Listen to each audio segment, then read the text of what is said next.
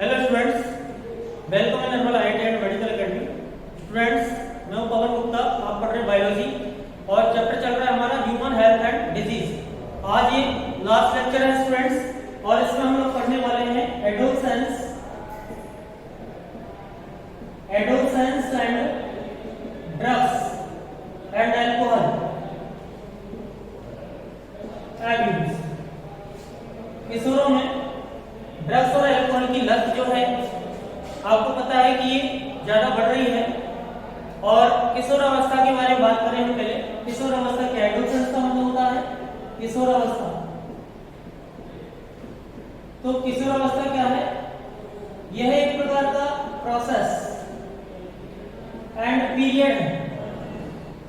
यह वह समय है और यह प्रक्रिया है जिसके द्वारा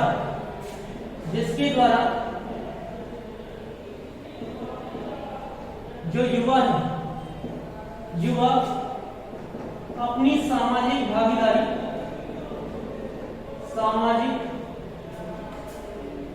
भागीदारी के लिए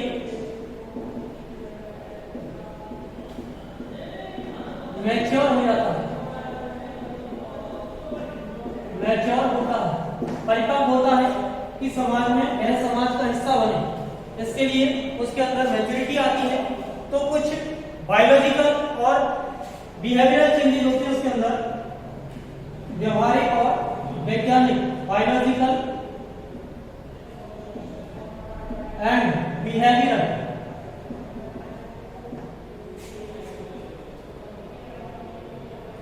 चेंजेस आते हैं, हार्मोनल चेंजेस आते हैं, आपको पता है ये बात। और ये हार्मोन्स का जो इफेक्ट होता है वो साइकोलॉजिकल इफेक्ट होता है, मनोवैज्ञानिक होता है और फिजिकल होता है। तो फिजिकल एंड साइकोलॉजिकल इफेक्ट आता है।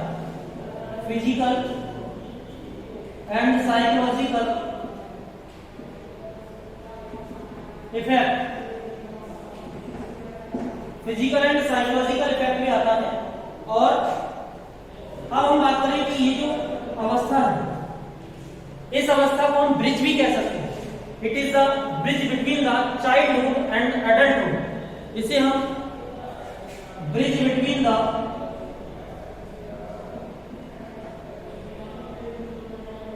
चाइल्डहुड एंड एडल्टहुड भी कह सकते हैं। इसमें बहुत ज्यादा परिवर्तन होते हैं, हार्मोनल चेंजेस आते हैं। तो और इसमें क्या सोचता है जो युवा या किशोर होता है, वो क्यूरियोसिटी बहुत ज्यादा होती है, जिज्ञासा होती है उसके अंदर, हर काम को करके देखने की जिज्ञासा होती है। जैसे वो सोचता है कि बड़े बड़े एडवेंचर किए जाएं या कोई नए एक्सपेरिमेंट किए जाएं। तो इसमें इस अवस्था में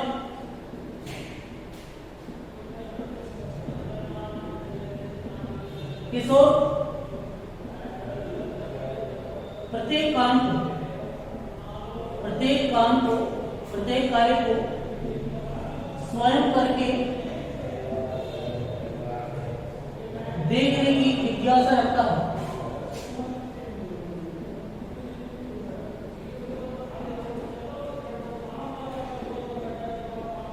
ठीक है बच्चों, तो ये प्रत्येक कार्य को स्वयं करने की जिज्ञासा रखता है। जैसे कि एडवेंचर्स,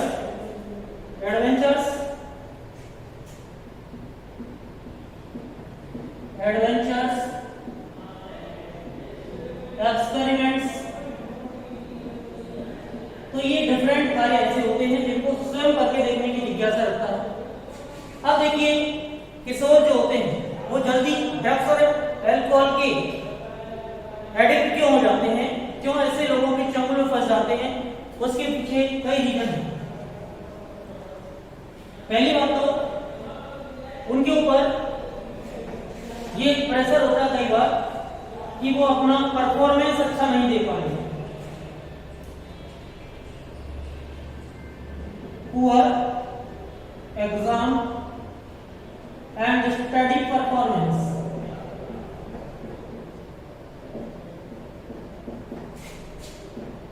ये एक रीजन होता है कई बार कि प्रेशर होता है उनके ऊपर पेरेंट्स का और अपने साथी बच्चों का क्योंकि साथी बच्चे तो अच्छा परफॉर्म कर रहे हैं, खुद नहीं कर रहे हैं, तो वो क्या करते हैं, अपने टेंशन को थोड़ा कम करने के लिए वो अल्कोहल और इनके ड्रग्स का सेवन करने लग जाते हैं, जो कि उनकी बॉडी पर बहुत बैड इफेक्ट देता है।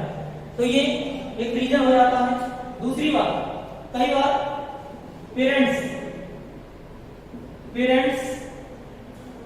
का जो स्टैंडर्ड है अपना, या अपनी जो फैमिली का स्टैंडर्ड है, उसको वो शो करना चाहता है। पेरेंट्स का या फैमिली का जो लाइफ स्टैंडर्ड है, लाइफ स्टैंडर्ड को एक्सपोज करना एक रीजन हो सकता है कि मैं बहुत अच्छी फैमिली से बिलोंग करता हूं, तो ड्रग्स और अल्कोहल का यूज करना एक हाई स्टेटस है, जबकि ये गलत बात है। नंबर दूसरी बात, उनको लगता है कि ड्रग्स और अल्कोहल के यूज से, ड्रग्स एंड अल्कोहल के यूज से कूलिंग इफेक्ट आता है, कूलिंग इफेक्ट की भ्रांति जो है उसकी माइंड में, तो ये भी क्या है, एक रीजन है।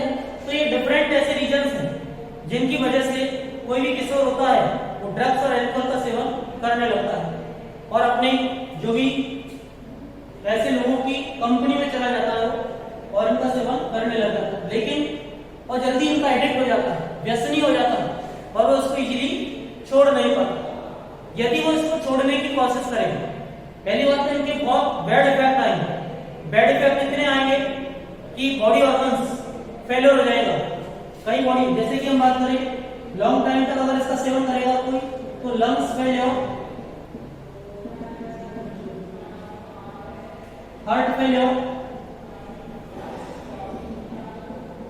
कार्डियोवैस्कुलर डिजीजेस, किडनी फेलियर,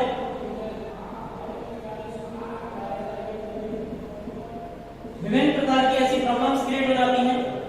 और ऐसे लोग जो होते हैं उनमें हेयर लॉस हो जाता है, हेयर लॉस, एग्रेसिव बिहेवियर हो जाता है उनका। ये सब कुछ क्राइम करने लगते हैं, क्रिमिनल एक्टिविटीज में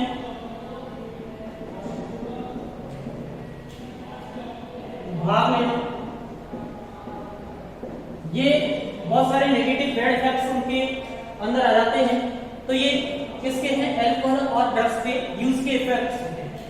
अब यदि कोई इनको छोड़ने की कोशिश करता है, वो सोचता है कि इनको छोड़ दिया जाए, तो इनको छोड़ना व्यसनी के लिए, एडिक्ट के लिए इतना आसान नहीं है, क्योंकि अगर वो उसको छोड़ता है तो उसकी बॉडी में बहुत ज्यादा चेंजेस आते हैं। यदि कोई एडिक्ट पर्सन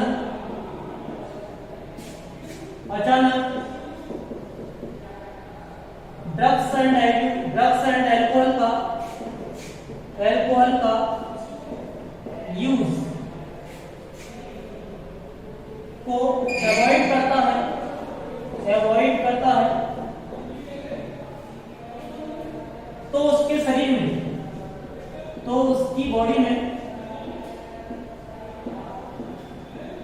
एंजाइटी, चिंता होगी उसके अंदर।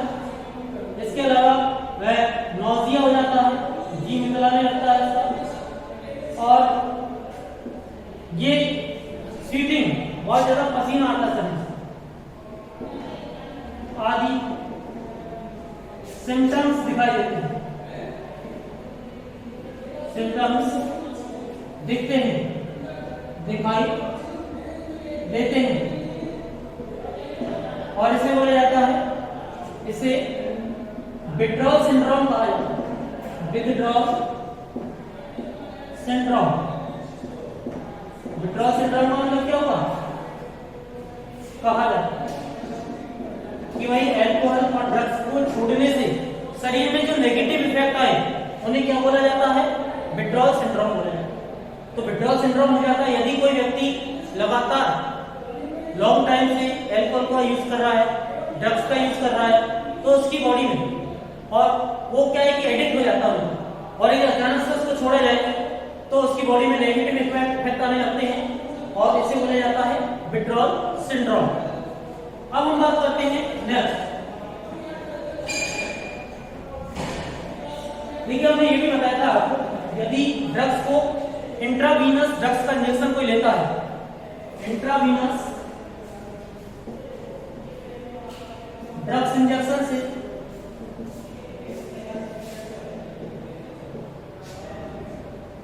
इनसे हेपेटाइटिस बी हो जाता है, हेपेटाइटिस बी। हेपेटाइटिस बी के अलावा इसकी बॉडी में और भी डिफरेंट डिजीजेज हो जाती है, जैसे एड्स है, इसके फैलने के चांसेस बढ़ जाते हैं, और एसटीडी है, जितनी भी एसटीडी है वो भी इससे फैल सकती हैं, लेकिन मोस्टली वो तो सेक्सुअल ट्रांसमिटेड होती हैं। बाकी जो ब्लड के थ्रू फैलने वाली डिजीज है वो हेपेटाइटिस बी और एड्स होता है, ठीक है।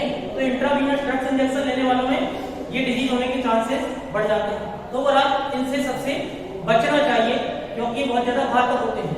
जैसे कि लगातार अल्कोहल के यूज से, लगातार अल्कोहल यूज से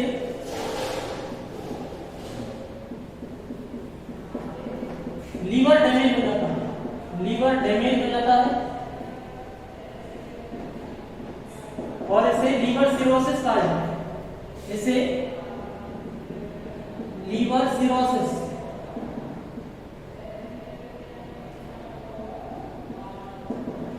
कहा जाता है। लीवर में एक्सेस अमाउंट में फैट जमा हो जाता है, इससे फैटी लीवर सिंड्रोम और लीवर सिरोसिस कहा जाता है। फैटी लीवर सिंड्रोम भी इसको बोला जाता है, fatty liver syndrome, fatty liver syndrome,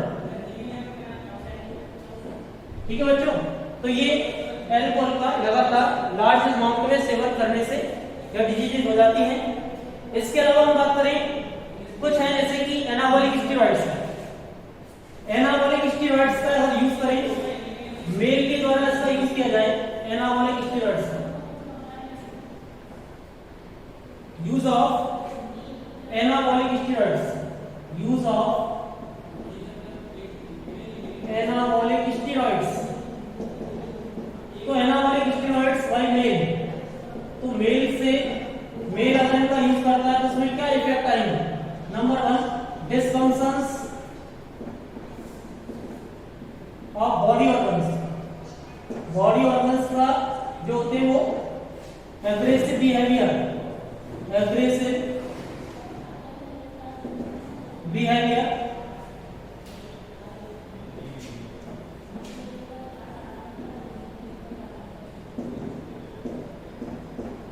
और देखिए एग्रेसिव बिहेवियर के अलावा स्मॉल साइज ऑफ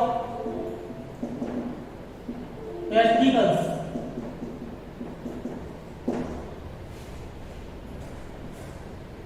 उसका टेस्टिकल्स का साइज स्मॉल हो जाता है और डिक्रीज ऑफ फर्टिलिटी डिक्रीज हो जाती है।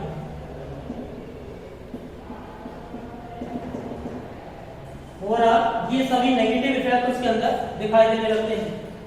इसके अलावा हम बताएं, मान लो किसी प्रेग्नेंट वुमेन के द्वारा यदि मान लो अल्कोहल का यूज किया जाए तो उसके फीटस का डेवलपमेंट एडवर्सली अफेक्टेड होता है।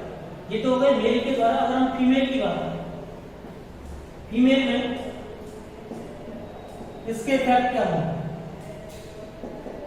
किसी प्रेग्नेंट वुमेन्स के द्वारा अल्कोहल यूज से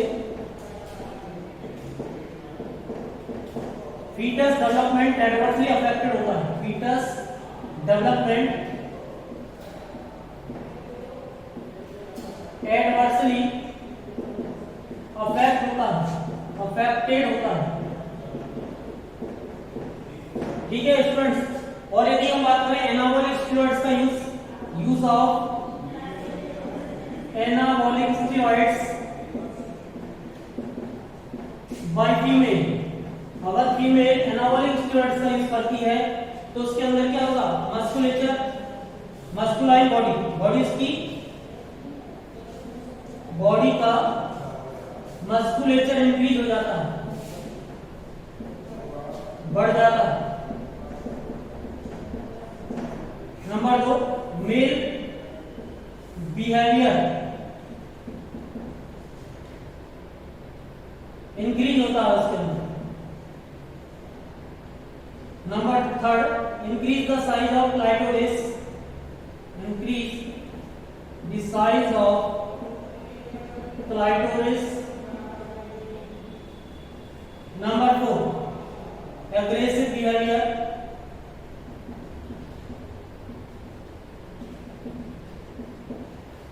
ये सभी उसके अंदर देखने को मिलते हैं।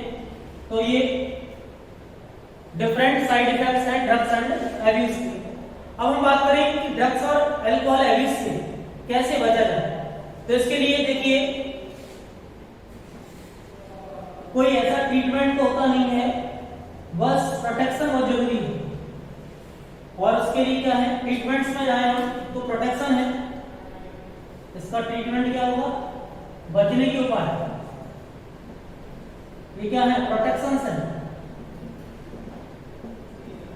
और प्रोटेक्शन में क्या होगा, पहला है avoid undue peer pressure, undue peer pressure, अपने समकक्षी के दबाव से बचना चाहिए। जो भी साथ पढ़ने वाले हैं, साथ रहने वाले हैं, उनका कोई अनावश्यक दबाव नहीं पड़ना चाहिए। मीन्स उनके दबाव में आकर के अल्कोहल और ड्रग्स का सेवन नहीं करना चाहिए। नंबर 2 बात, education and counselling, education and counselling, proper शिक्षा और परामर्श के द्वारा इनके जो भी घातक दुष्परिणाम होते हैं उन पर विचार करके अल्कोहल और ड्रग्स से बचा जा सकता है। क्योंकि इनके नेगेटिव इफेक्ट बहुत ज्यादा होते हैं बॉडी के ऊपर, साइकोलॉजी चेंज हो जाती है, मेंटली एक तरीके से बहुत बीमार हो जाता है व्यक्ति। और नंबर 3, इसके लिए क्या है, उसके ऑब्जर्वेशन ऑफ डेंजरस साइन,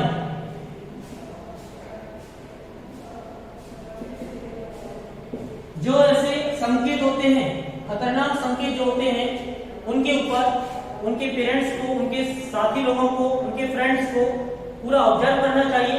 अगर कोई लगे उसके कि संकेत खराब है तो उसके पेरेंट्स को इन्फॉर्म करना चाहिए। Next, help of parents and peers, साथी लोगों की और पेरेंट्स की मदद लेनी चाहिए। और प्रोफेशनल एंड मेडिकल गाइडेंस लेना चाहिए। Professional and medical guidance means doctor की भी परामर्श किया जा सकता है, डॉक्टर से, और ऐसे जो प्रोफेशनल लोग होते हैं उनसे भी हम परामर्श कर सकते हैं। तो ओवरऑल ये चैप्टर आपका फिनिश हो गया है और ये टेस्ट में आ रहा है तक आप लोगों के। नेक्स्ट लेक्चर में हम नेक्स्ट चैप्टर स्टार्ट करने वाले हैं। Thank you.